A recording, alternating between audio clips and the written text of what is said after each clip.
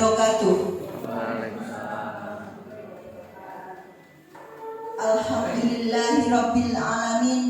Assalatu wassalamu ala asrafil anbiya'i wal mursalin wa ala alihi washabihi ajma'in. Amma ba'du. Selamat pagi dan salam sejahtera bagi kita semua. Yang terhormat Bapak Sofas SPD MM selaku Kepala SMA Negeri 1 Bubulan, yang kami hormati Bapak Ibu Guru serta tenaga pendidikan SMA Negeri 1 Bubulan. Pertama, marilah kita panjatkan pujian kepada Yang Maha Kuasa, puji kepada Yang Maha Suci, serta syukur kepada Yang Maha Luhur. Karena atas rahmat dan hidayahnya, kita semua bisa hadir di lingkungan sekolah dalam acara diseminasi pentingnya budaya positif di lingkungan sekolah. Sholawat serta salam marilah kita curahkan kepada Nabi besar kita Muhammad Shallallahu Alaihi Wasallam. Semoga kita semua mendapatkan syafaatnya di hari akhir. Amin ya rabbal alamin. Tak lupa, marilah kita panjatkan puji kepada Yang Maha Kuasa. Bapak Ibu, perkenankan saya selaku pembawa acara hari ini menyampaikan susunan acara sebagai berikut. Acara pertama, pembukaan. Acara kedua, menyanyikan lagu Indonesia Raya dan Mars SMA Negeri 1 Bubulan. Acara yang ketiga, doa. Acara yang keempat, sambutan kepala sekolah. Acara yang kelima, penyampaian materi. Dan acara yang keenam, penutup. Bapak Ibu, untuk mengawali acara ini, marilah kita sama-sama membaca lafaz basmalah. Bismillahirrahmanirrahim. Acara selanjutnya menyanyikan lagu Indonesia Raya dan Mars SMA Negeri 1 Bubulan. Hadirin dimohon berdiri.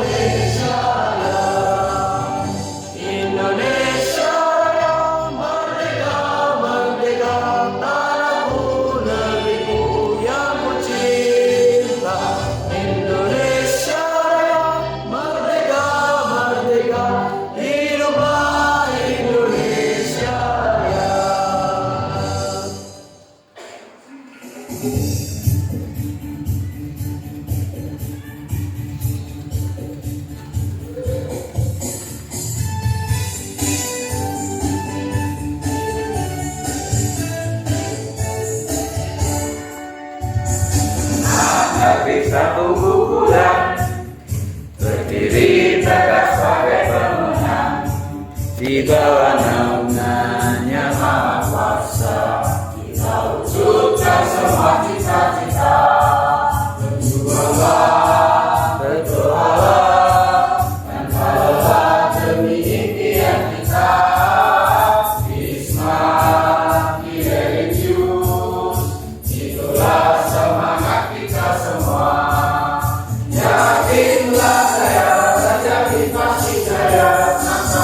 pasti akan jaya. Yakin telah menang dan yakin pasti menang, meraih cita masa depan. Berdoalah, menggaulkan demi impian kita. Bismillah, itulah semangat kita semua. Yakinlah saya dan yakin pasti jaya, masaku pasti akan jaya. Yakinlah menang dan yakin pasti menang, meraih cita masa depan. Yakinlah saya dan yakin pasti jaya, masaku pasti akan jaya.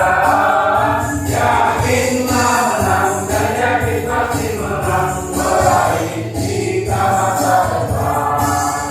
Yakinlah saya dan yakin pasti jaya, masaku pasti akan jaya.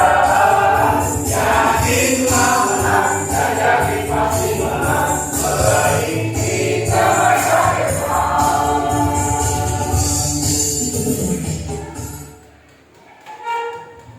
Hadirin dimohon duduk kembali.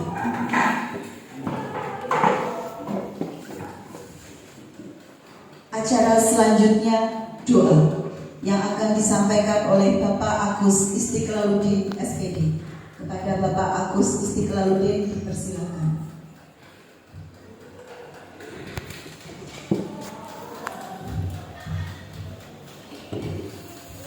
Assalamualaikum warahmatullahi wabarakatuh. Halo sahabat Rasulullah sallallahu alaihi wasallam alaihi wa alihi wa sahbihi. Syahidillah lahul Fatihah.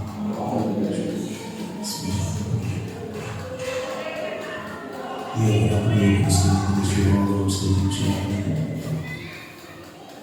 أعوذ بالله من الشيطان الرجيم بسم الله الرحمن الرحيم الحمد لله رب العالمين حمدا شاكرين حمدا لله حمدا يوافي الذي نشهد يا ربنا لك الحمد كما جوعت سلطان يا الله يا رحمن يا رحيم يا مالك يا قدوس يا سلام يا مؤمن يا محيمن يا أسيس يا جابر يا متكبر يا خالق بدل في هذا إلى ببركة يا الله نصبر بهذه مقارب إلى في هذه مقارب إلى يا الله سنة القوم يا ذا المجلس بركة يا الله اللهم بسنته فحاكم ديني تعبد بنفسك وقبل الذي هدى الله بألف ألف جسده فعاده ما قرب إلى في الدنيا والآخرة يا الله يا رحمن يا رحيم أنت الشفاعة رسولك إلى قبولنا حاجات الدنيا بحاجة في يوم الآخرة يا الله أنتم في سماء الخير ولا شيء نهتدي هذا الله ربنا آتنا في الدنيا حسنة وقنا ربنا سبحان رب العزة عما يصفون وسلام على المرسلين والحمد لله رب العالمين ببركة دعاء الفاتحة بالله من الشيطان الرجيم الرحمن الرحيم مالك يوم الدين اهدنا الصراط المستقيم صراط الذين أنعمت عليهم غير المغضوب عليهم ولا الضالين Assalamualaikum warahmatullahi wabarakatuh.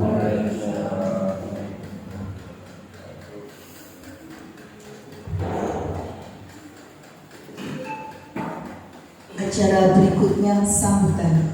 Sambutan akan disampaikan Kepala SMA Negeri 1 Bubulan. Kepada Bapak Sofa SPDMN kami persilakan. Assalamualaikum warahmatullahi wabarakatuh.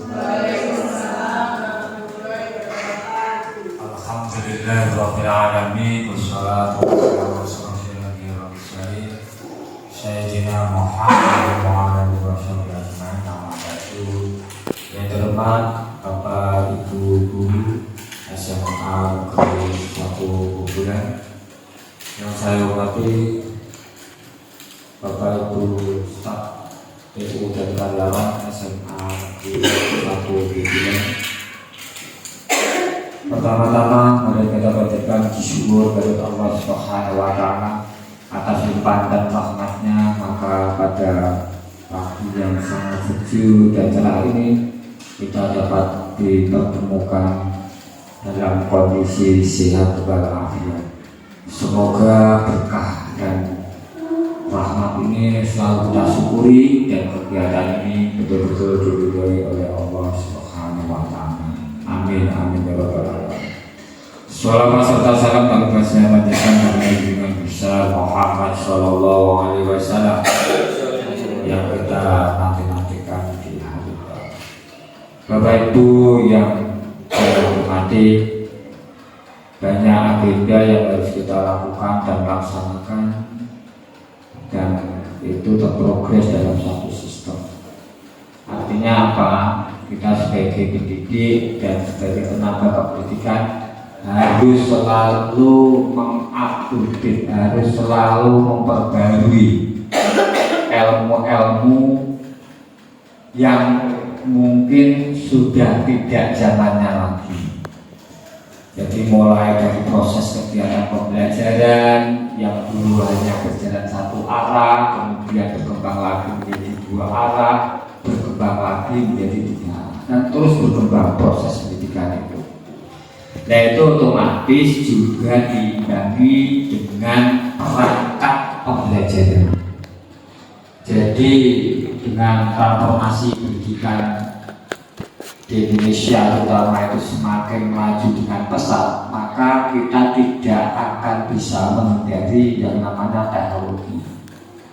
Teknologi itu akan mempercepat proses-proses dalam rangka untuk memperbarui apa-apa yang sudah lama, maka akan diperbarui dengan teknologi itu. Kemarin bahkan saya barusan juga ikut diklat, memang tidak bisa teknologi itu menggantikan bapak ibu guru.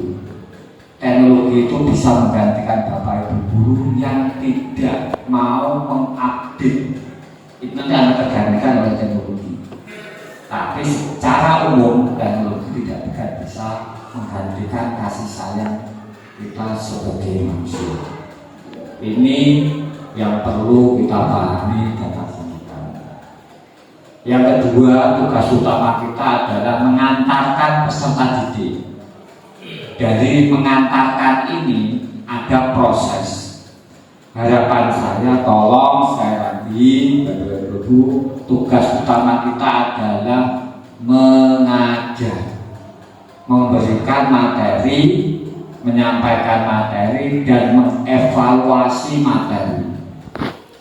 Ini harapan saya, sehingga proses kegiatan KBM itu bisa terlaksana dengan baik. Manakala jenengan ada undur, sakit atau apa yang tidak harus dan harus meninggalkan sekolah, maka tetap tugas harus tersampaikan kepada peserta didik. Oleh sebab itu, tolong bagi teman-teman guru yang mungkin belum masuk grup, silakan masuk grup agar terus berkomunikasi dengan teman-teman, terutama adalah guru piket, sebagai jembatan kita, koreksi kita setiap harinya proses kegiatan belajar mengajar. Bapak Ibu yang saya hormati, sebuah rencana itu tidak harus dilaksanakan, itu hanya sebuah rencana. Makanya kalau ada misalkan undang-undang baru diterbitkan hari ini, lusa sudah ganti, dulu itu tidak ada seperti itu. Minimal nunggu 2 sampai 3 tahun. Sekarang tidak, 3 hari itu sudah biasa. Ganti undang-undang itu sudah biasa. Namanya juga undang-undang yang buatan manusia, apalagi yang rencana.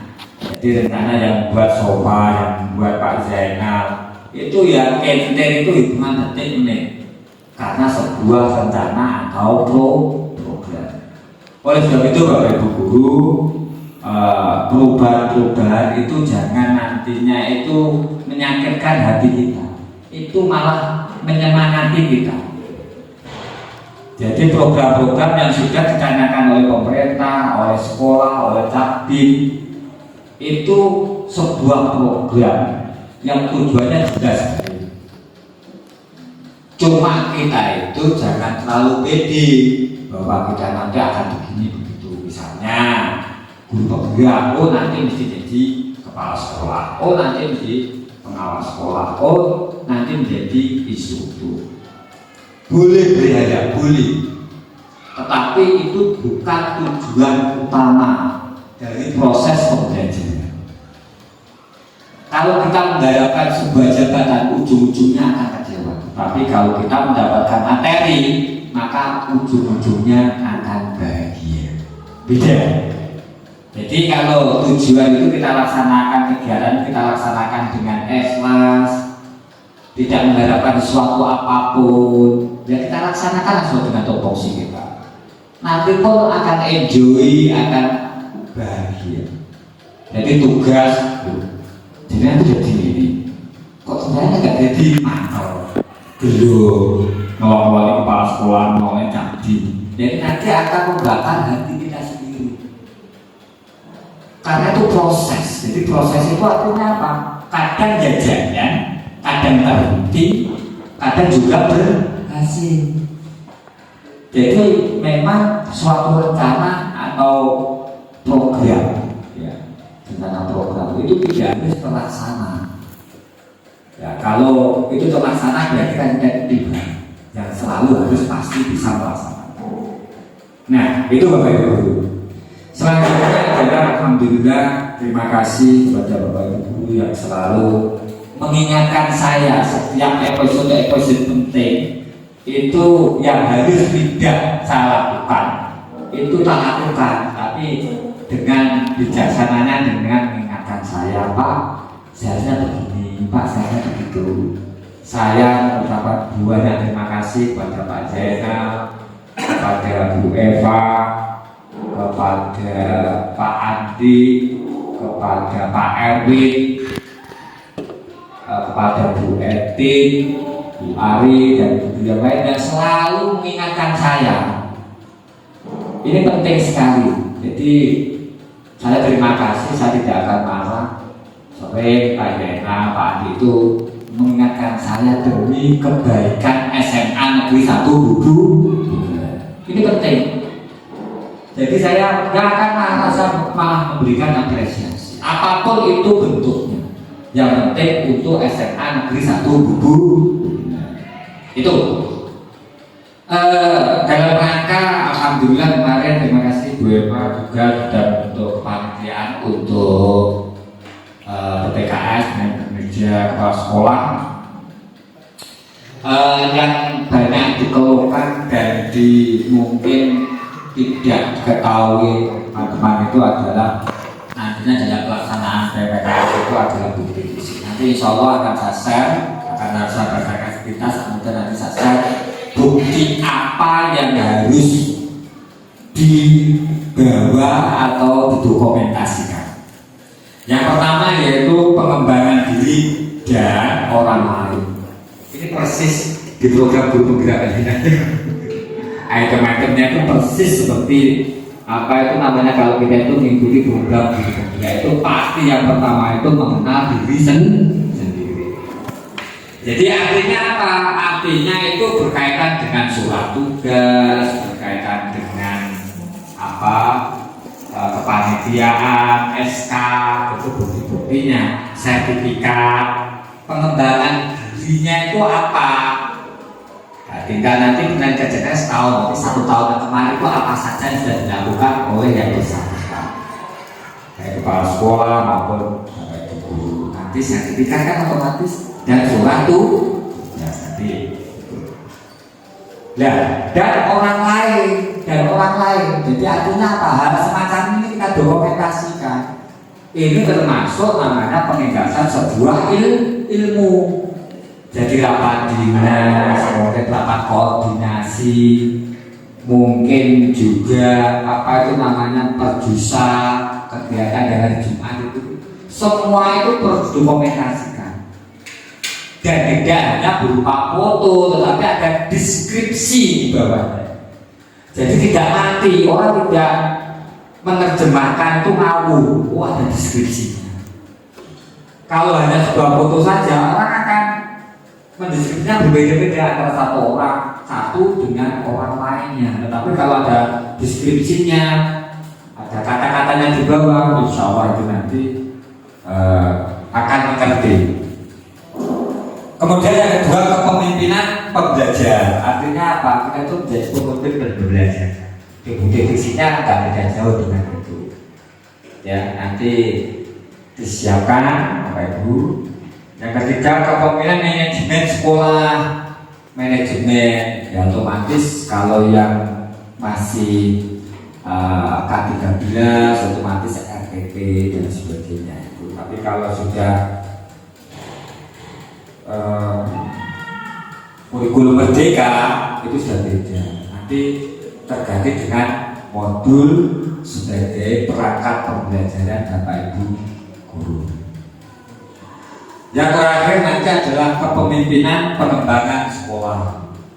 Nanti artinya apa, aset-aset di SMA negeri 1 bulan itu apa yang sudah dikembangkan, diberdayakan sehingga bermanfaat untuk semua komunitas yang ada di SMA negeri 1 bulan. Jadi program ini adalah dari kita, oleh kita, untuk kita.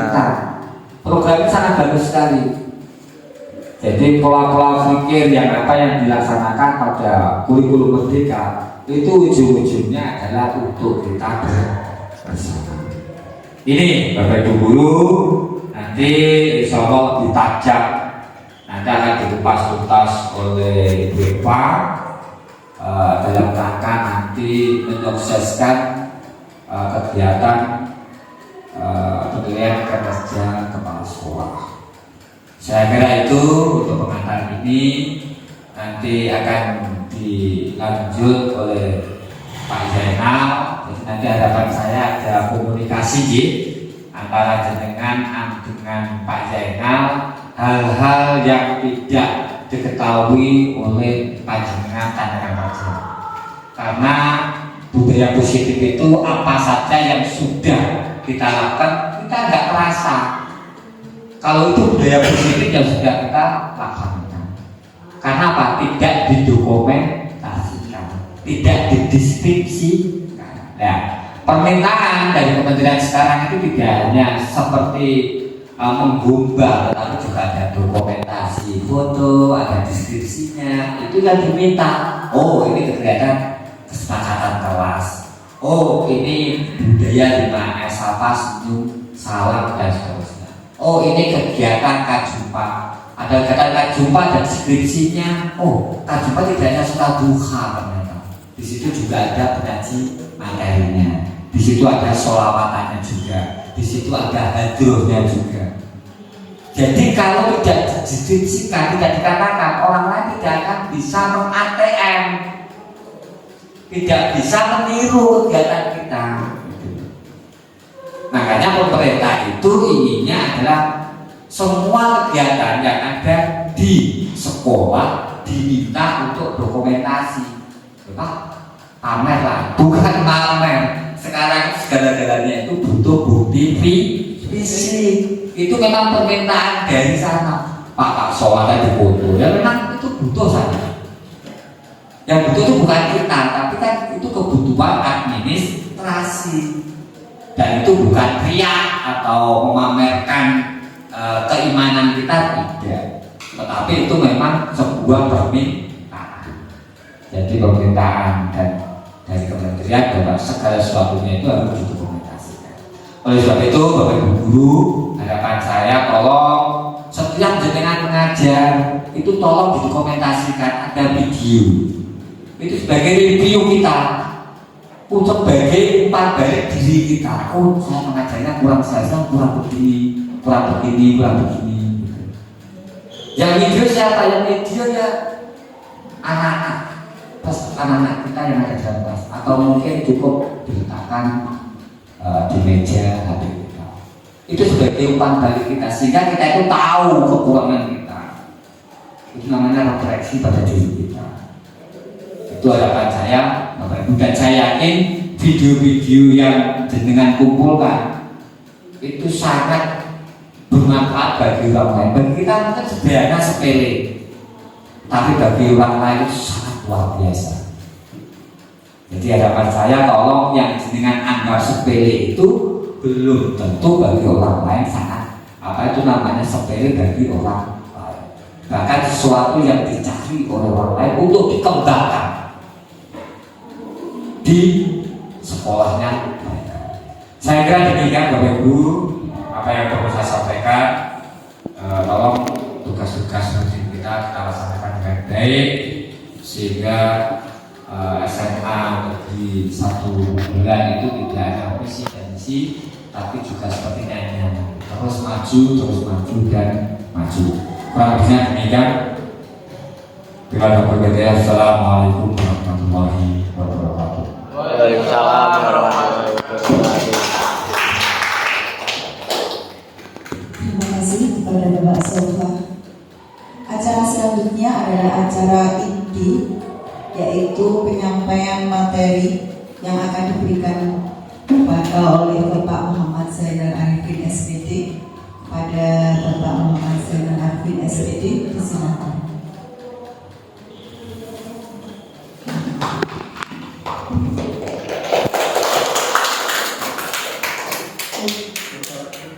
Assalamualaikum warahmatullahi wabarakatuh. Waalaikumsalam warahmatullahi wabarakatuh. Alhamdulillahirabbil alamin. Wassalatu wassalamu ala asyrofil anbiya'i wal mursalin sayyidina wa maulana Muhammadin wa ala alihi wa sahbihi ajma'in. Amma ba'du. Yang kami hormati Bapak Muhammad Sofa, Kepala SMA Negeri 1 Bulan. Yang kami hormati Bapak Ibu guru dan staf karyawan SMA Negeri 1 Bulan. Alhamdulillah, puji syukur kepada Allah Subhanahu wa Ta'ala atas limpahan rahmat taufik dan hidayahnya, sehingga pada pagi hari ini kita bisa berkumpul di aula SMA Negeri 1 Bulan dalam keadaan sehat walafiat. Yang kedua kalinya, sholawat dan salam senantiasa kita sampaikan kepada beliau baginda Rasulullah Muhammad Sallallahu Alaihi Wasallam, yang selalu kita nantikan syafaatnya dan doa. Bapak Ibu guru sekalian yang kami hormati, terima kasih telah menyempatkan diri untuk memenuhi kegiatan atau menghadiri kegiatan ini, yaitu kegiatan diseminasi atau pembahasan dari pentingnya budaya positif di sekolah kita. Bapak Ibu guru sekalian yang kami hormati, seperti yang tadi sudah disampaikan oleh Bapak Kepala Sekolah, bahwa sebenarnya di sekolah kita itu sudah mempunyai banyak budaya positif yang tidak kita sadari. Jadi budaya positif yang sudah berkembang di sekolah yang tidak kita sadari bahwa itu adalah satu budaya positif. Misalkan kegiatan kajian Jumat pagi, itu budaya positif yang ada di sekolah kita. Anak-anak kita biasakan untuk pagi sholat duha, kemudian baca sholawat, tahmid, mau itu hasanahnya. Dan tiap hari Jumat pagi itu Pak Agus, kemudian Pak Eri, Pak dan semua Bapak Ibu guru mengikuti kegiatan tersebut. Itu satu contoh budaya positif di sekolah kita. Kemudian yang kedua, senyampang dengan kegiatan Jumat juga ada kegiatan Jumat sedekah atau juse, ya kan? Untuk anak-anak dan Bapak Ibu guru ya. Seikhlasnya membantu menyediakan donasi untuk kita gunakan. Salah satu kegunaannya adalah untuk tujuan sosial. Misalnya ada salah satu keluarga kita yang ditimpa, misalnya orang tua meninggal, dari juse atau jual sedekah ini kita gunakan untuk berbagi, membantu meringankan susah dari keluarga besar kita. Kemudian ada juga budaya positif sholat duha dan sholat zuhur berjamaah, sudah sering kita lakukan bersama-sama. Itu adalah contoh budaya positif yang kadang-kadang tidak bisa kita sadari, dan seyogyanya harus kita istilahnya kita strukturkan, ya. Kita buat semacam kegiatan yang terstruktur. Apa sebelumnya tidak struktur? Iya, sudah terstruktur, tapi mungkin sifatnya masih insiden. Maka ini perlu kita lebih optimal. Untuk selanjutnya balik. Jadi kegiatan hari ini diseminasi tentang pentingnya penerapan budaya positif di lingkungan sekolah kita. Lanjut balik. Ada kita pembukaan sudah, presentasi, tanya jawab dan juga tujuan pembelajarannya. Guru dapat menghayati pentingnya budaya positif dan penerapannya untuk mempertebal karakter murid dalam mewujudkan profil pelajar Pancasila. Jadi tujuan dari kegiatan pada kesempatan ini agar kita semua menghayati, memahami pentingnya budaya positif, kemudian penerapannya untuk mempertebal karakter murid atau karakter peserta didik. Karena hari ini yang kita rasa agak turun atau menipis atau terdegradasi itu adalah karakter dari siswa kita. Siswa kita tidak siswa kita saja, tapi secara keseluruhan anak-anak muda kita atau pemuda kita ini terdegradasi karakternya, berkurang karakternya. Maka dari itu kita perlu memperkuat, perlu mempertebal karakter murid kita yang sesuai dengan profil pelajar Pancasila. Lanjut. Apa itu budaya positif? Barangkali Bapak Ibu bisa membantu budaya positif. Budaya positif itu adalah budaya yang baik. Budaya baik. Iya. Bu Ari. Kebiasaan di sekitar kita yang mempunyai nilai positif atau nilai kebaikan yang berdampak pada lingkungan. Kebiasaan yang di sekitar kita yang mempunyai nilai positif dan berdampak pada. Jadi betul, budaya positif itu satu budaya, satu hal yang budaya itu kan sesuatu yang menjadi kebiasaan dilakukan tanpa kita berpikir panjang. Itu namanya budaya. Jadi sesuatu yang biasa kita lakukan itu budaya. Budaya positif itu artinya hal positif yang biasa kita lakukan dalam kehidupan kita sehari-hari karena itu bersumber dari karakter kita. Lanjut. Nah, ini suatu kebiasaan yang dinilai positif di dalamnya mengandung sejumlah kegiatan yang mampu menumbuhkan karakter kita. Ada sholat duha, sholat duhur, kemudian Jumat sedekah. Dengan memahami budaya positif kita akan dapat menumbuhkan motivasi intrinsik atau motivasi yang berasal dari dalam diri. Jadi motivasi intrinsik itu motivasi yang berasal dari dalam dirinya sendiri, tidak motivasi yang berasal dari lingkungan atau dari luar diri murid. Itu budaya positif. Berikutnya baik. Konsep inti budaya positif. Yang pertama perubahan paradigma baru, kemudian ada disiplin positif, nilai-nilai kebajikan, kebutuhan dasar manusia, motivasi perilaku manusia, posisi kontrol guru, keyakinan kelas, segitiga restitusi. Ini inti dari budaya positif yang perlu dipahami oleh kita semua. Ada 8 hal. Lanjut balik. Paradigma baru. Apa yang disebut dengan paradigma baru? Pembelajaran dengan paradigma baru merupakan pembelajaran yang dirancang berdasarkan prinsip pembelajaran berdiferensiasi, sehingga para peserta didik belajar sesuai dengan kebutuhannya, berdasarkan tahap perkembangan sesuai teori psikologi modern untuk mewujudkan profil pelajar Pancasila. Jadi pembelajaran dengan paradigma baru itu artinya bahwa pembelajaran yang dirancang dengan konsep berdiferensiasi. Dalam kurikulum Merdeka ini ya, yang satu hal yang membedakan dengan kurikulum sebelumnya adalah pembelajaran berdiferensiasi. Pembelajaran berdiferensiasi itu pembelajaran yang disesuaikan dengan kebutuhan murid, disesuaikan dengan kebutuhan murid. Kalau pada model pembelajaran yang dulu itu kan semua murid pendekatannya kita samakan. Jadi kalau model pembelajarannya A ya A semua, tapi pembelajaran berdiferensiasi ini pembelajaran yang dilakukan dengan berdasarkan kebutuhan murid. Misalnya murid yang tipenya audio dengan tipenya visual itu kan harusnya beda pendekatan. Atau murid anak-anak kita yang sering lokal gurunya tiap diajak di kelas itu kan pendekatannya berbeda dengan anak-anak yang suka mendengar beraktif, namanya beraktif gitu. Tapi anak bocah itu seneng ya, gak tau pola yang dulu fungsi pendekatan tipe-tipe anak diferensiasi proses, diferensiasi konten, diferensiasi penilaian, kan? Lanjut. Ini filosofinya Kiai Haji Dewantara. Pendidikan adalah menuntut anak. Ini merupakan salah satu filosofi dari Kiai Haji Dewantara yang sejalan dengan semboyannya, yaitu dengan sosok kelompok yang mati berkarsa teturi. Ini filosofi yang kita selalu dengarkan kita pagi dari Kiai Haji Dewantara. Yang artinya kalau di depan kita sebagai guru, kalau di depan kita memberi teladan, di tengah membangun kemauan, dan di belakang memberi dorongan semangat.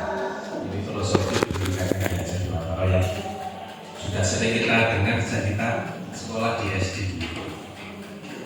Maknanya kalau lebih luas kita jabarkan ya dalam konsep kurikulum merdeka ini seperti ini. Jadi guru itu kalau di depan harus bisa memberi contoh, menjadi suri tauladan bagi murid-muridnya dalam segala hal, karena guru itu kan didukung dan ditiru.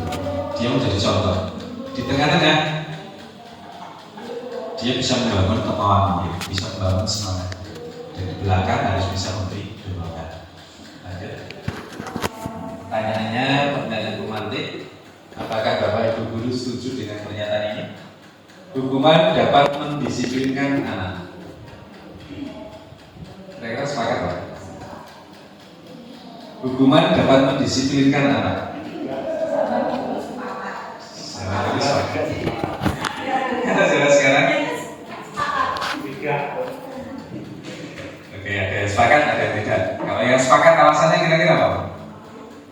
Yang sepakat anak terkadang perlu diberi punishment untuk mengetahui kalau teman dia itu salah. Anak perlu diberi punishment agar dia tahu bahwa perbuatan itu salah. Kalau tidak sepakat apa Pak? Ya semacam hukuman tapi tidak berupa hukuman. Semacam hukuman Tapi yang sifatnya mendidik. hukuman yang sifatnya Contoh, misalkan mengerjakan soal apa itu. mengerjakan soal hukuman yang sifatnya edukatif gitu. Sebenarnya. Oke, nanti kita bedah bersama-sama seperti apa. Pemberian hukuman dengan hal positif seperti membaca atau membersihkan halaman sekolah dapat meningkatkan disiplin anak. Ini mungkin yang dimaksud Pak ya. Jadi hukuman yang bernilai positif. Jadi membaca buku atau meresum, mungkin membersihkan halaman. Memberi penghargaan dapat meningkatkan motivasi belajar anak. Iya, sepakat ya.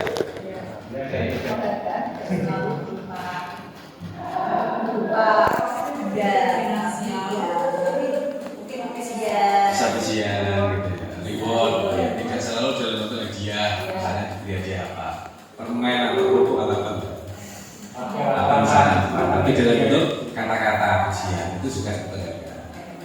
Oke, nanti kita selanjutnya perubahan paradigma. Nah ini kita masuk lebih lanjut terkait dengan paradigma kegiatan kepala tangan. Misalkan Bapak Ibu atau kita ada A, ada B, ada Bapak Ibu, ada teman Bapak Ibu. Sobeklah salib kertas, tuliskan benda atau sesuatu yang sangat berharga untuk Anda di kertas tersebut. Misalnya kalau emas atau nama pacarnya atau nama suaminya, tulis di kertas itu. Misalnya ya, pacarnya. Letakkan salah satu tangan Anda, letakkan di salah satu tangan Anda dan genggam erat-erat benda tersebut. Buatlah sebuah kepala tangan. Bayangkan misalnya kita nulis sesuatu di kertas kemudian kepala bisa dipraktekkan nggak? Harusnya dipraktekkan. Oke, silakan kalau gitu kalau dipraktekkan. Ditulis satu benda yang menurut Bapak Ibu sangat berharga. Di kertas, kemudian dikepal di tangannya. Praktekkan.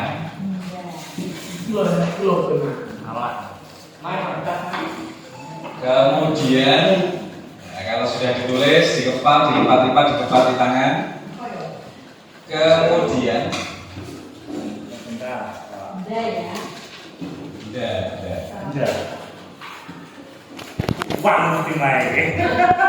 Benda yang paling berharga menurut Bapak Ibu apa? Silakan.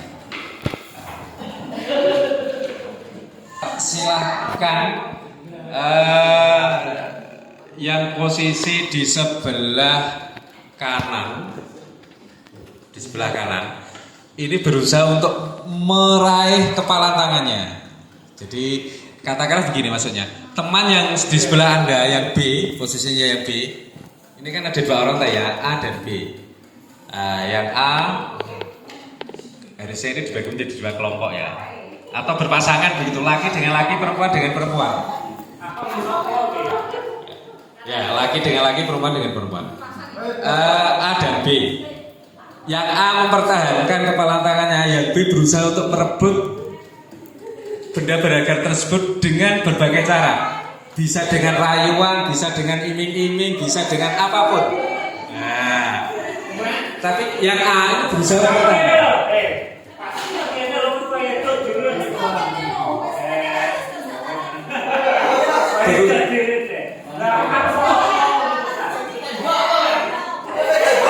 Berusaha untuk mempertahankan itu, dan yang satunya berusaha untuk merebut itu dengan berbagai cara. Bisa dirayu, bisa diberi iming-iming hadiah, bisa dipaksa juga.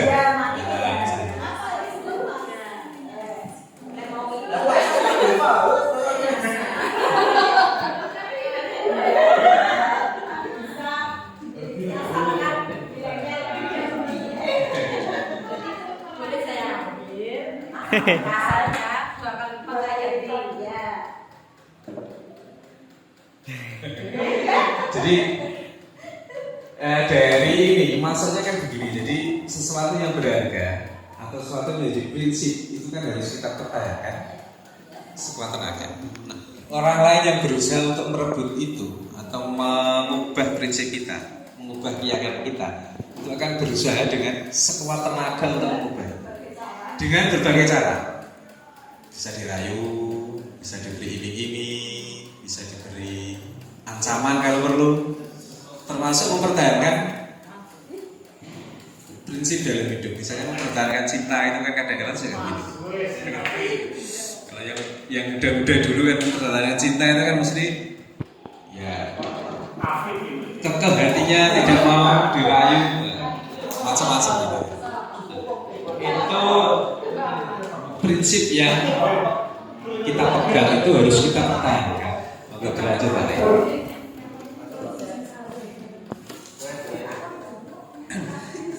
ini. Jadi yang tadi kita lakukan itu adalah terkait dengan perubahan paradigma teori kontrol atau ilusi teori kontrol. Teori kontrol, ilusi teori kontrol, guru mengontrol murid. Itu kan semua perilaku itu mempunyai tujuan. Bahkan untuk perilaku yang tidak disukai atau perilaku negatif itu juga mempunyai tujuan. Untuk itu pada dasarnya guru tidak dapat memaksa siswa untuk berbuat sesuatu jika siswa tersebut memilih untuk tidak melakukannya.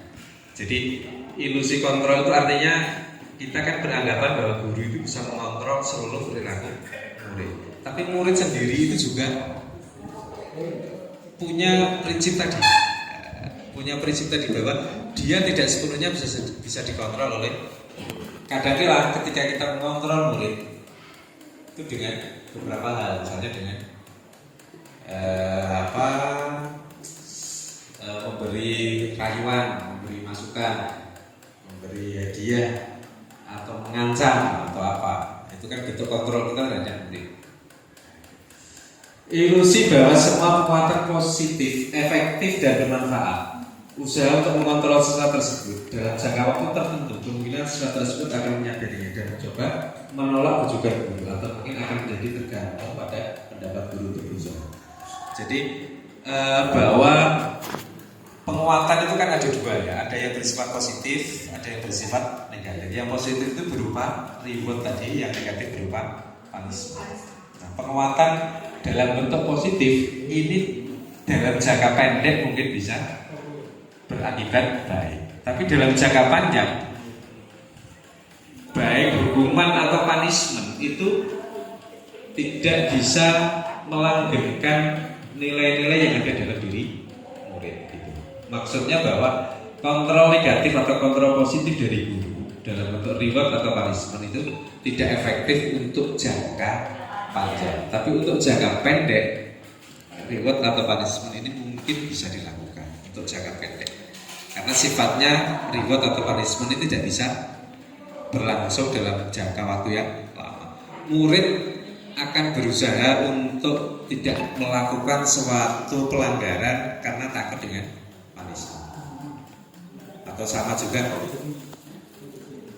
kita tidak melakukan dosa itu karena takut dengan neraka. Kalau dalam teori keagamaan yang lebih tinggi itu kan kita berbuat baik atau tidak melakukan kesalahan itu bukan karena takut masuk neraka atau ingin masuk surga.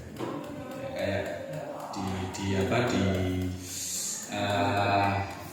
ajaran kita itu kan begitu ya. Sejujurnya bahwa kita beramal baik, sholat, kemudian berbuat baik, sedekah, haji dan seterusnya. Ibadah itu tidak karena kita pengen masuk surga, gitu ya Pak Gus.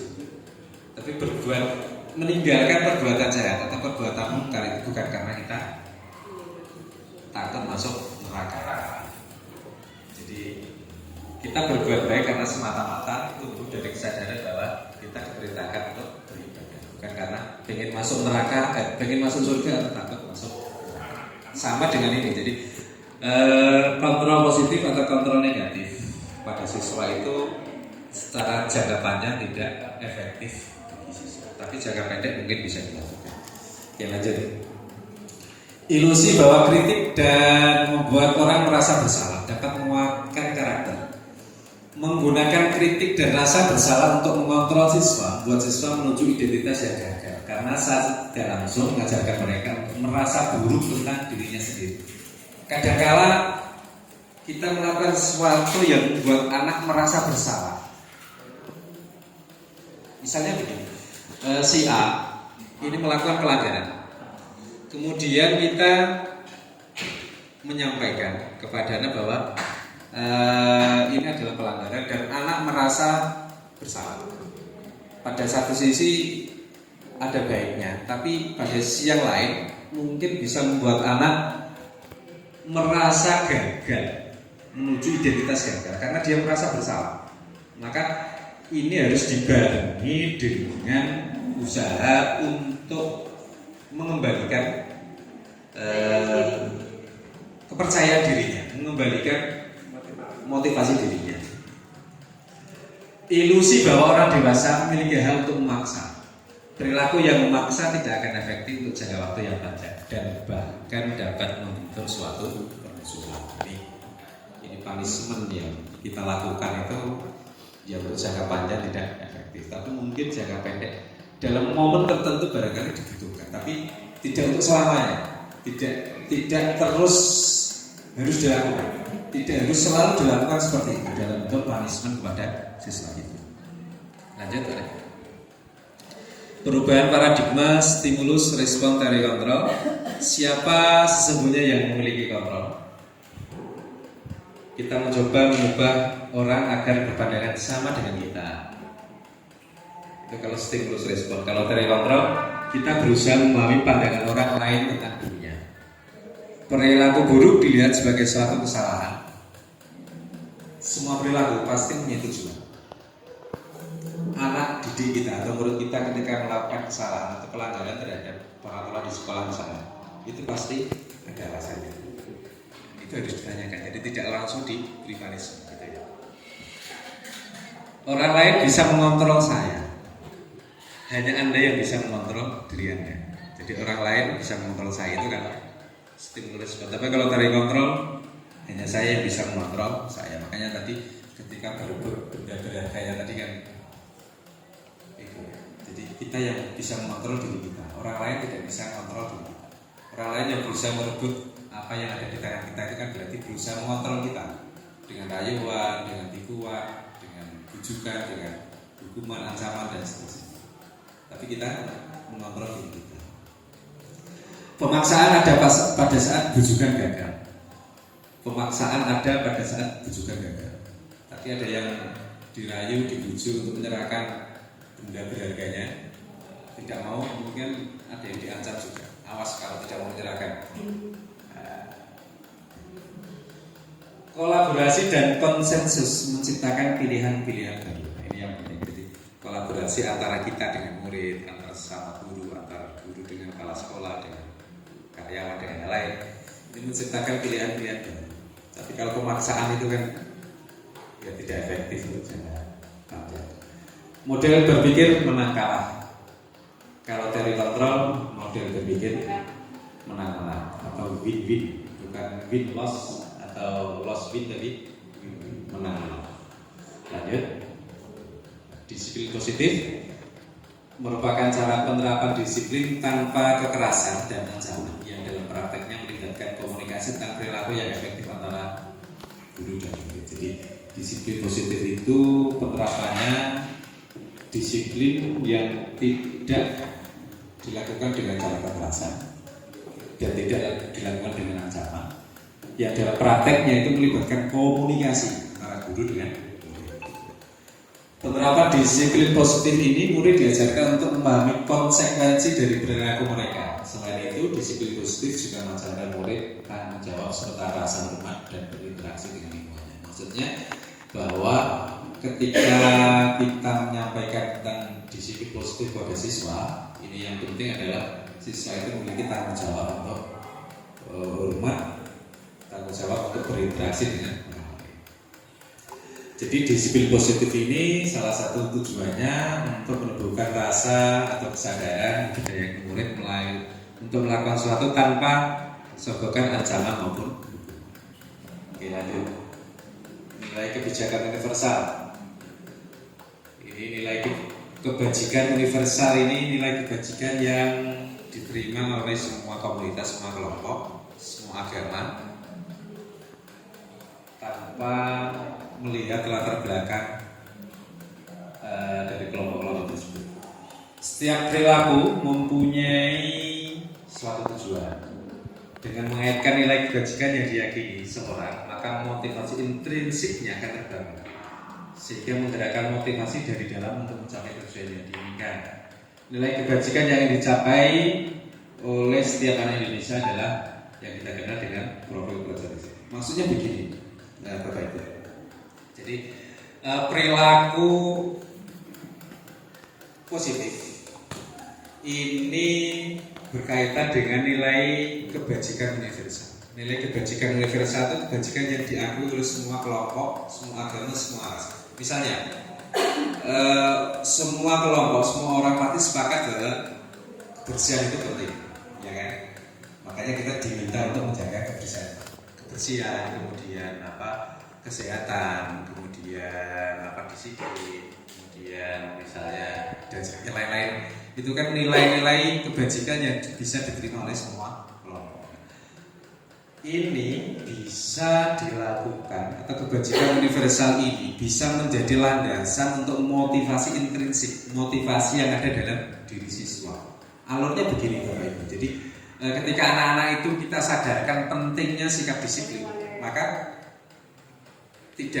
maka kalau semua siswa sudah menyadari, semua Bapak Ibu guru, semua warga sekolah menyadari pentingnya disiplin, maka tidak akan ada lagi hukuman terhadap anak yang terkait dengan disiplin, karena semua sudah punya kesadaran tentang pentingnya nilai kebajikan berupa disiplin.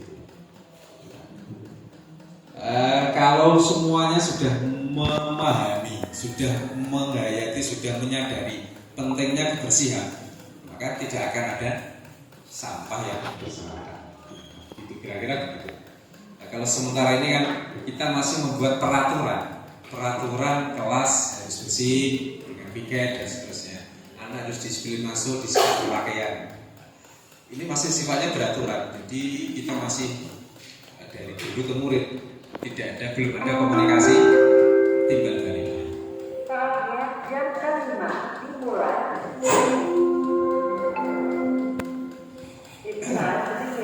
Nilai kebajikan yang diingin dicapai oleh setiap anak Indonesia kita kenal dengan profil pelajar Pancasila, yaitu beriman, bertakwa pada Tuhan Yang Maha Esa dan berakhlak mulia, mandiri, bernalar kritis, berkebinekaan global, bergotong royong dan kreatif. Ini nilai kebajikan yang ada dalam profil pelajar Pancasila.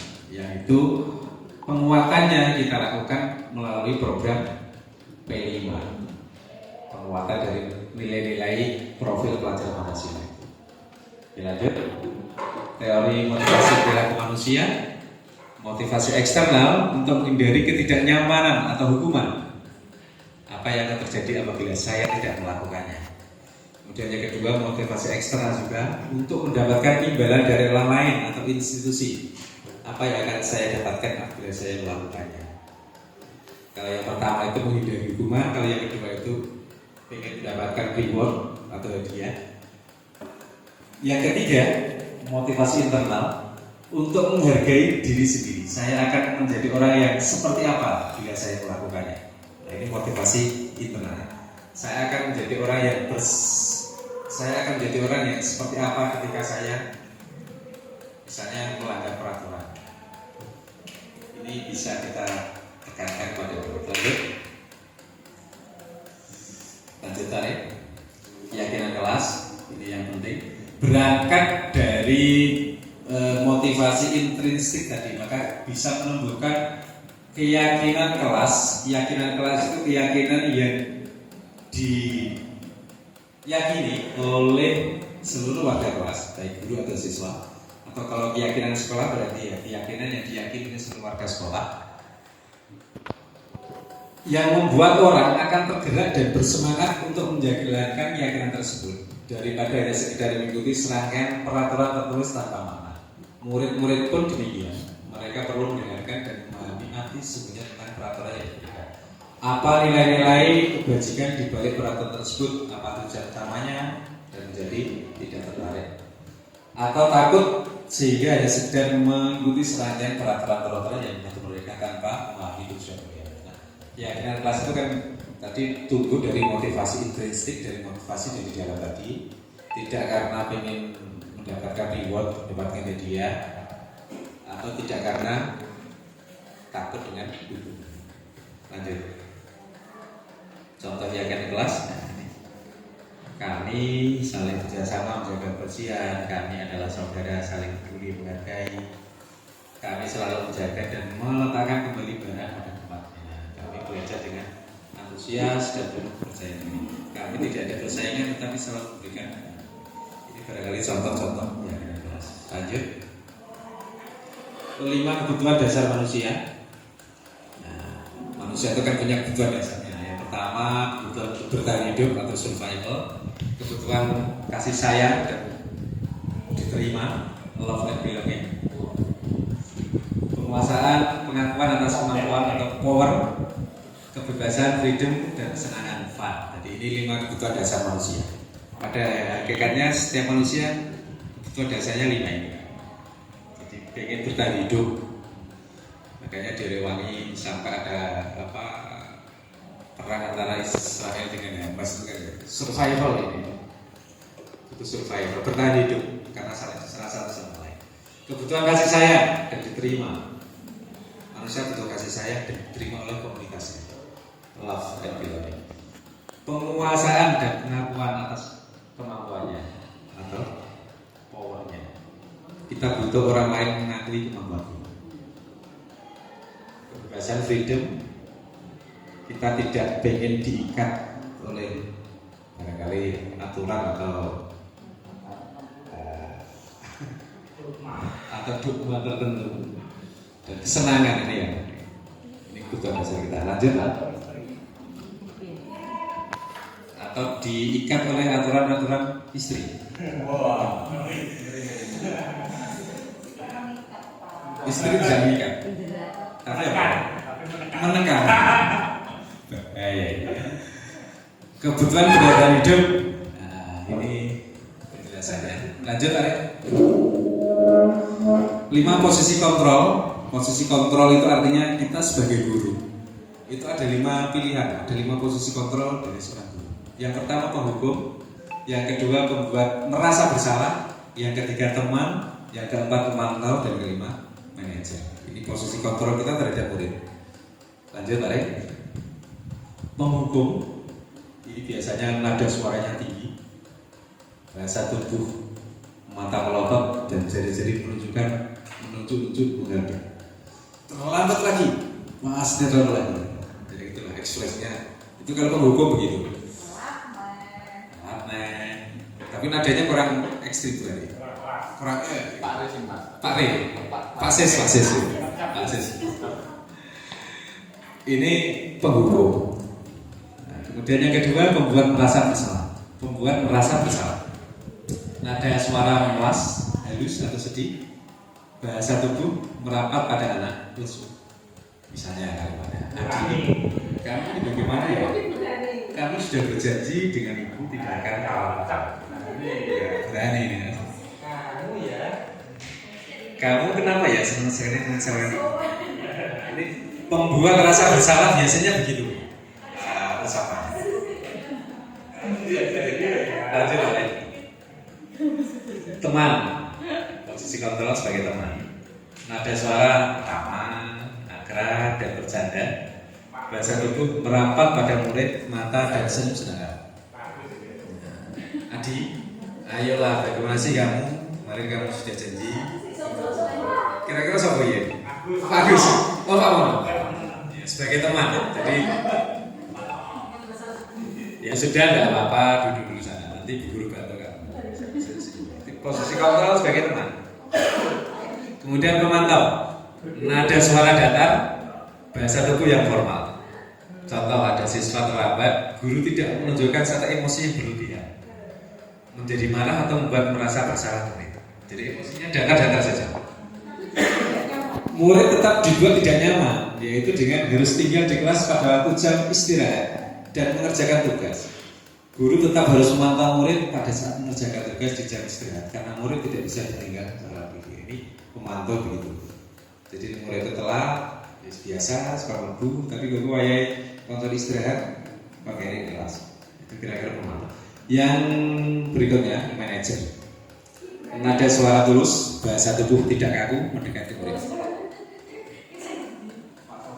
Jika kamu meyakininya, maka kamu bersedia memperbaiki. Nah, misalnya ada murid terlambat atau tidak memasukkan baju, dipanggil.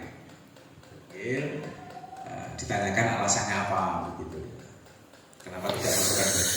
Oh, ini. Yang paling baik yang mana?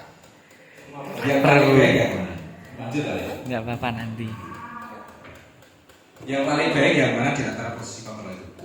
Kelima posisi kontrol itu. Yang terbaik adalah yang manajer. Yang paling baik yang manajer. Saya kecewa sekali dengan ini posisi kontrol apa tadi? Merasa bersalah. Lanjut lagi. Apa rencana untuk menyelesaikan masalah ini? Kira-kira posisi kontrol apa? Lanjut lagi. Manajer. Jadi apa rencana untuk menyelesaikan masalah itu? Manajer itu. Jadi karena piye, maksudnya piye, maunya solusinya bagaimana? Lanjut. Kamu tidak pernah mendapat nilai jika tidak mengerjakan tugas. Apa ya? Mantap. Lanjut.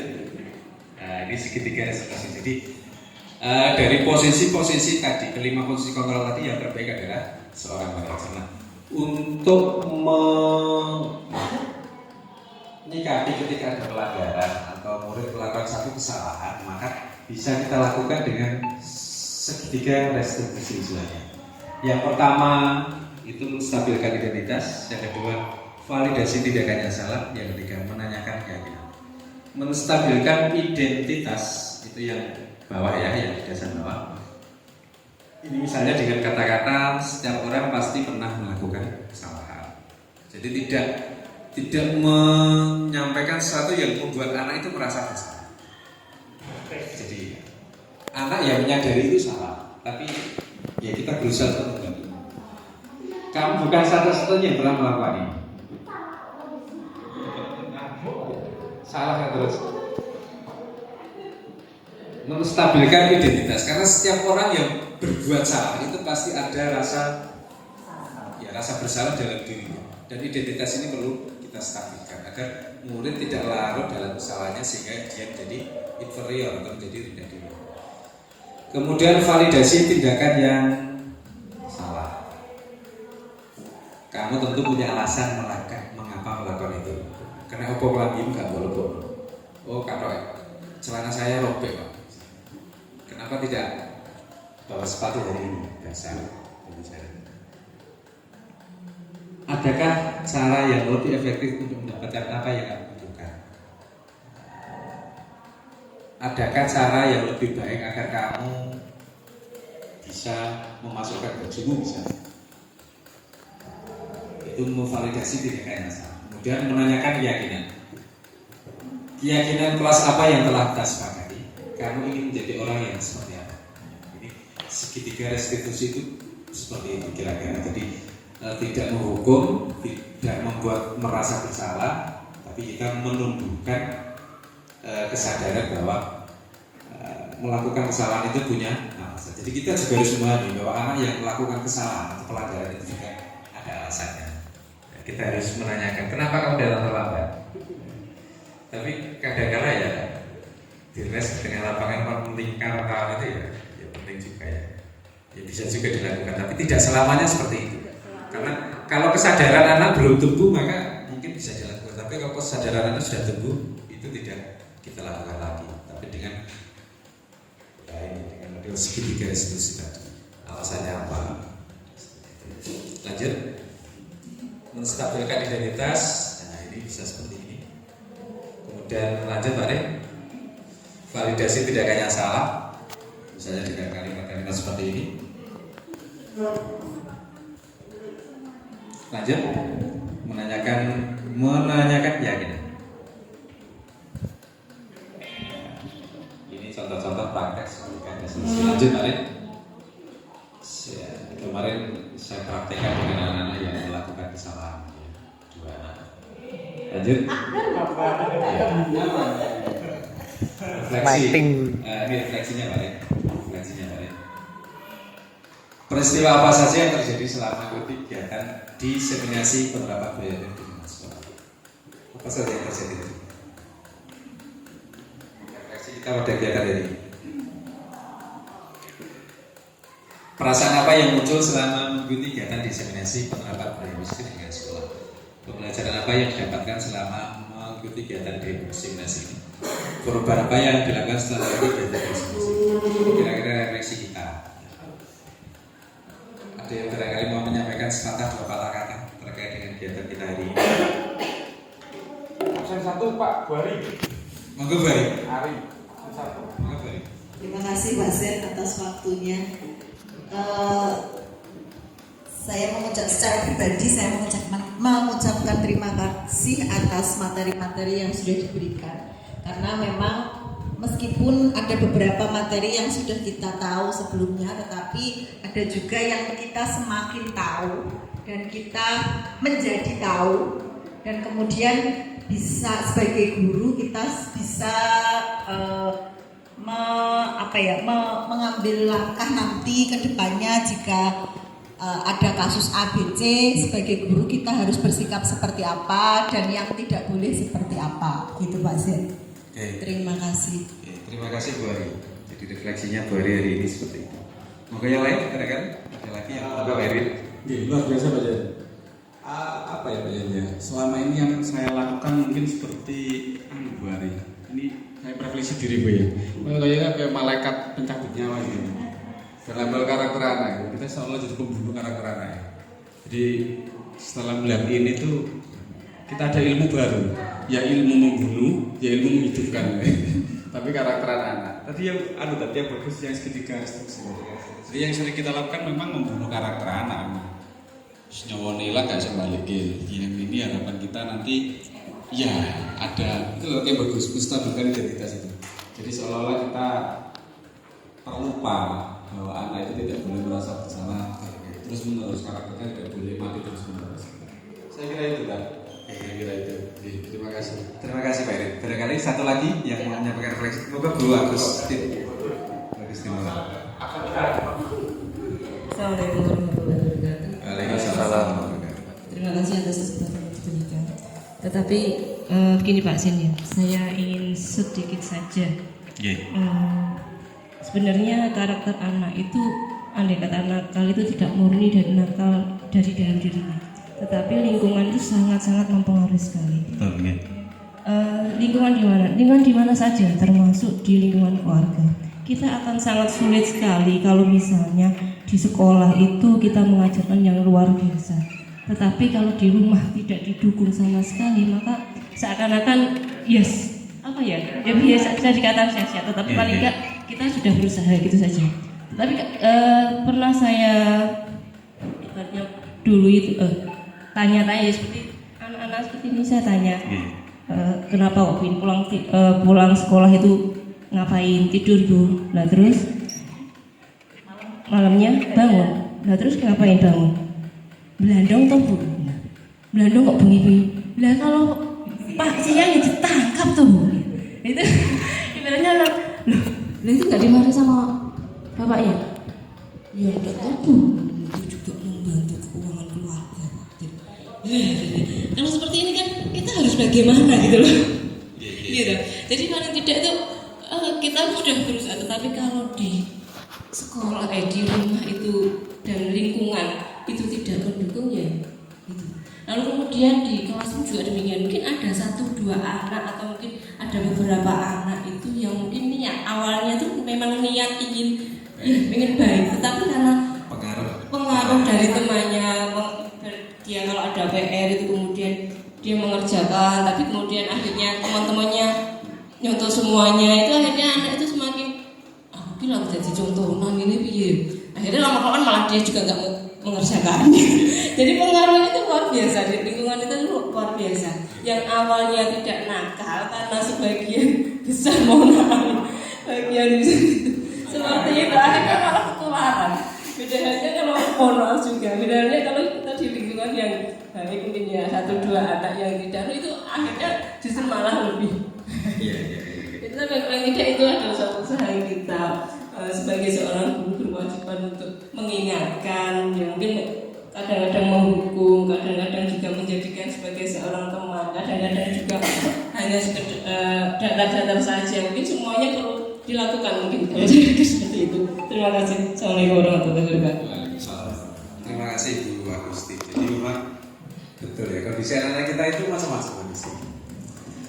Artinya macam-macam itu latar belakang anak kita, murid kita itu macam-macam latar belakangnya.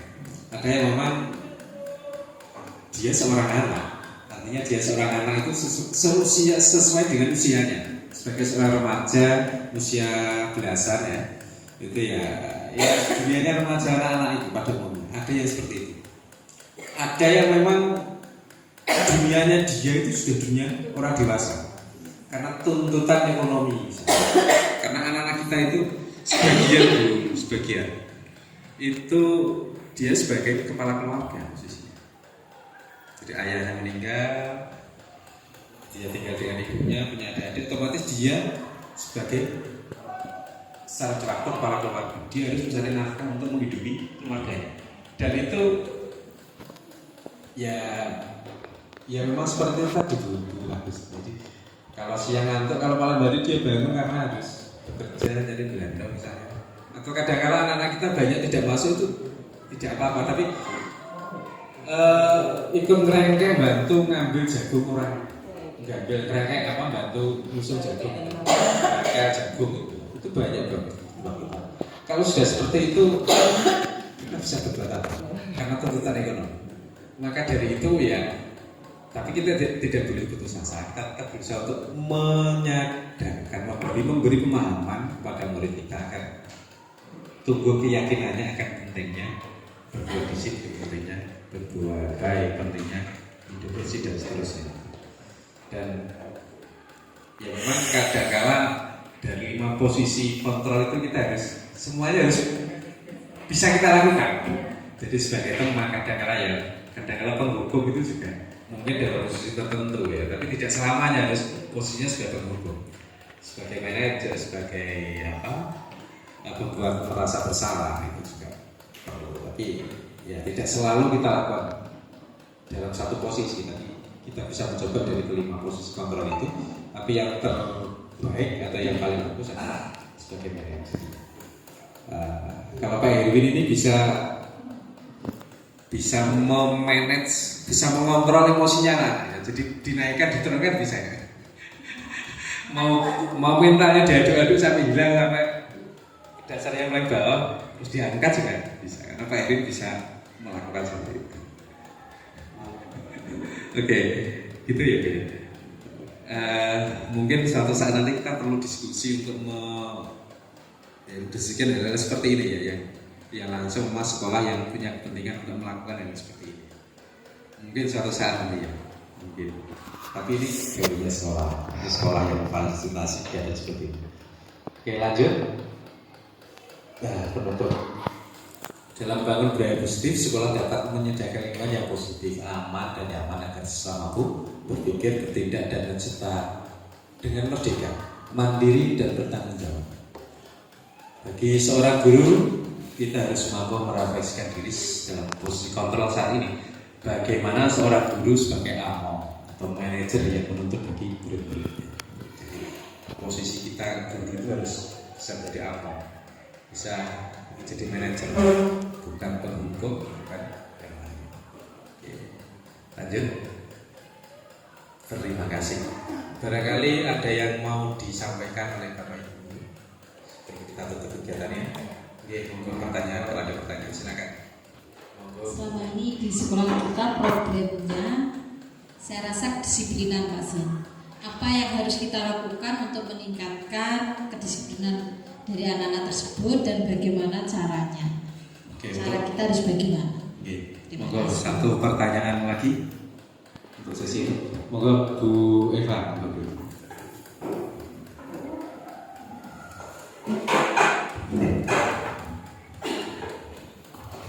Terima kasih. Assalamualaikum warahmatullahi wabarakatuh. Waalaikumsalam warahmatullahi wabarakatuh.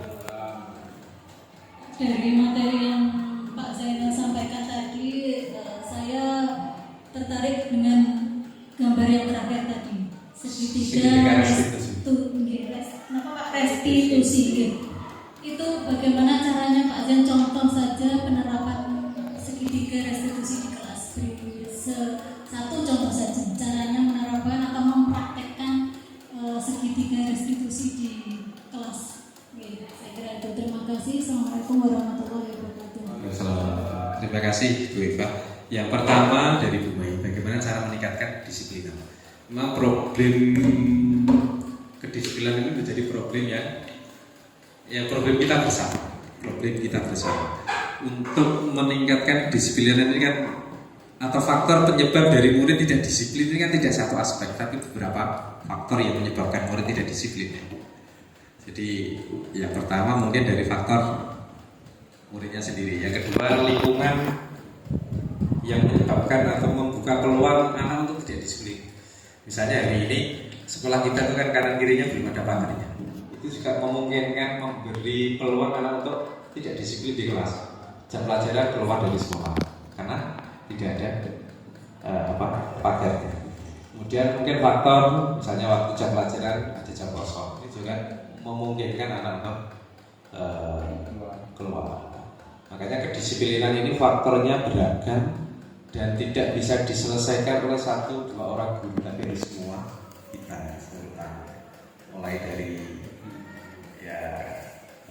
ya kita semuanya lah, dari wali kelas, dari gurunya, dari kesiswaan, dari tim kedisiplinan, kemudian sekolah ada security-nya, ini juga berpengaruh, ada sarana prasarana, misalnya pakai umum atau buruk. Kalau semuanya sudah dicukupi, maka nanti untuk peningkatan kedisiplinan bisa mudah kita lakukan, bisa lebih mudah untuk kita lakukan untuk meningkatkan disiplin. Yang kedua dari Bu Eva, segitiga restitusi ini kira-kira prakteknya seperti apa? Jadi kira-kira gambarannya begini Bu, yang kemarin saya lakukan itu, ketika ada anak melakukan kesalahan atau pelanggaran, maka bisa kita panggil atau kita minta datang ke tempat kita, kemudian kira-kira kita tanya latar belakangnya melakukan kesalahan itu, latar belakangnya. Karena setiap tindakan itu pasti punya alasan, baik itu tindakan yang positif atau yang tidak positif. Jangan sampai ketika anak melakukan pelanggaran itu langsung kita panis, kita hukum. Tapi kita tanya alasannya apa. Kemudian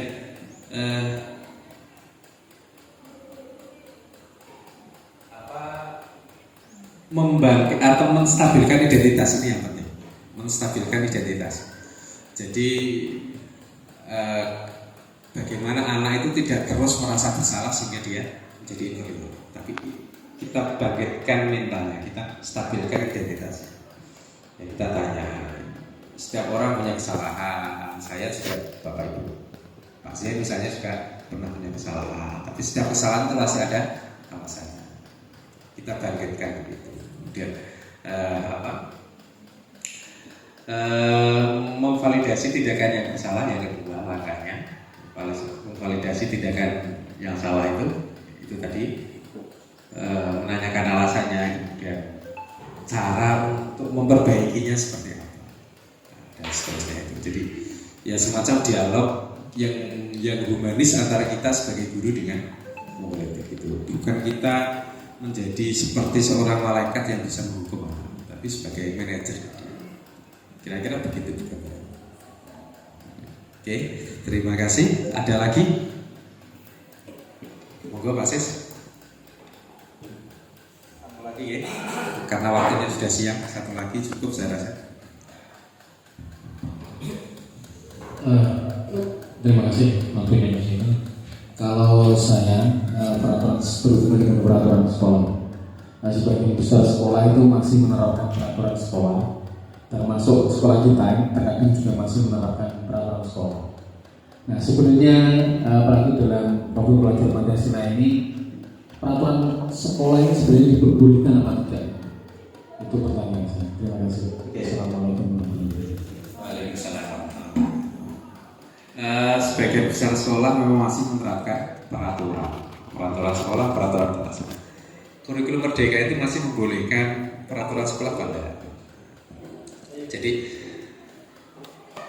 kalau kita belum bisa mencapai fase atau tahapan keyakinan kelas, maka peraturan kelas masih mungkin untuk kita jalankan. Karena kita belum mencapai tahapan keyakinan kelas tadi. Artinya keyakinan kelas itu kan dibentuk, dihasilkan dari peraturan kelas itu kan ada yang pernyataannya kalimat positif dan kalimat negatif, ya kan? Tidak boleh, itu kan berarti negatif. Tidak boleh begini, tidak boleh begini. Pernyataan yang negatif itu kita ubah menjadi positif, kemudian kita turunkan jadi keyakinan kelas. Dan itu harus disepakati bersama oleh anak. Karena kita mungkin belum pernah melakukan hal ini atau kesepakatan ini belum pernah kita lakukan dengan anak-anak, dengan murid, maka ya peraturan kelas yang kita jalankan. Karena keyakinan kelas itu didapatkan atau dihasilkan dari kesepakatan, kolaborasi, kesepakatan antara guru dengan murid. Ya ini bisa dilakukan di awal tahun pelajaran. Misalnya di awal tahun pelajaran, apa yang harus dilakukan, apa yang harus dilakukan. Dan itu nanti menjadi satu keyakinan bersama, kesepakatan bersama, kesepakatan bersama. Dan barangkali bisa menciptakan konsekuensi ketika tidak melakukan. Di sementara tetap dilakukan Pak Sis karena kita belum mencapai titik kesepakatan keyakinan kelas. Peraturan kelas masih bisa dijalankan.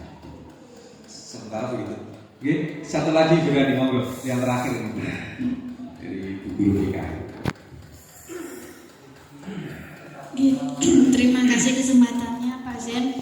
Pertanyaannya begini Pak, ketika kita sudah menerapkan segitiga restitusi kepada salah seorang siswa, sudah distabilkan identitasnya, kesalahannya sudah divalidasi dan kita sudah menanyakan keyakinannya, nanti kira-kira usahanya untuk memperbaiki ini apa, kan seperti itu ya? Siswa menjawab, contohnya saya akan bangun lebih pagi Bu. Itu untuk kasus yang terlambat. Kemudian untuk kasus yang pacaran dan sebagainya juga menyebutkan yang akan dilakukan. Tetapi bagaimana kalau sudah itu dia dilakukan lagi lebih dari 2 kali Pak? Yang harus kita lakukan apa? Diulangi lagi. Iya, kalau sudah diulang lagi itu kan sudah yang pertama, kemudian diulangi artinya 3 kali ya Pak. Kalau dia sudah memberikan keyakinan akan melakukan apa, memperbaiki tindakannya, tetapi ternyata masih diulangi, apa yang harus kita lakukan Pak? Demikian, terima kasih. Oke, terima kasih Ibu Rani. Bu Rani ini kan guru BK. Mestinya lebih tahu tindakan apa yang harus dilakukan. Ya ngapunten Pak, nambah belajaran pikiran pengalaman. Oke. Jadi kalau dari kasusnya Bu Rani tadi misalnya sudah kita lakukan praktik segitiga restitusi yang pertama, kemudian diulangi lagi sampai berapa kali. Berarti keyakinan kelasnya, keyakinan dari dirinya atau motivasi intrinsiknya itu berarti belum ada, right? Berarti ya apa yang kita lakukan? Ya tetap mendorong, memotivasi, memberikan pemahaman dan masukan pentingnya misalnya disiplin. Pentingnya disiplin. Kalau dia sudah diterapi dengan segitiga restitusi, kalau masih melakukan berarti keyakinannya atau nilai kebajikan yang ada itu belum diyakini dengan benar. Berarti kita ya usaha lagi untuk memberi pemahaman atau motivasi pada siswa. Itu ya berarti ya. Oke. Demikian Bapak Ibu, terima kasih atas waktu dan kesediaannya. Sekali lagi semoga apa yang kita lakukan hari ini bermanfaat untuk kita semua, khususnya untuk saya. Saya akhiri, apabila ada hal yang kurang berkenan saya mohon maaf yang sebesar-besarnya. Assalamualaikum warahmatullahi wabarakatuh.